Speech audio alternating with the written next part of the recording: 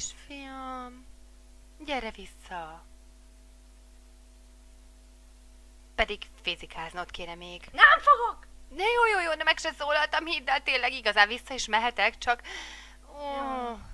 Úgy gondoltam, hogy azért holnap is lesznek tantárgyaid, és igencsak készülni kell. Nem gondolod? Nem, tudtam.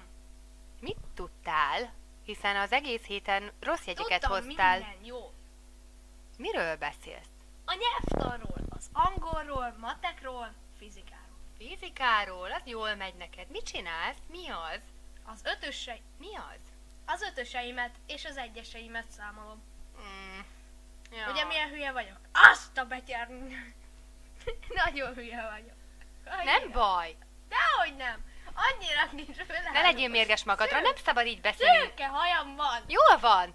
Apádra ütöttél, neki is szőkehaja volt kiskorában. Tényleg? Nem tudtam. Nem baj. Azért vagyok, hogy elbeszélgessünk. Pont erről?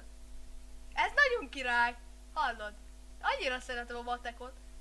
Szereted a matekot, akkor Nem. nincs gond. Nem szeretem, de mégis szeretem. És szeretem a nyelvtant, az angolt. És szeretem a babot. És csilis babot. Nyugodj meg, nincs semmi baj. A csilisbab nem egészséges, árt a gyomrodnak.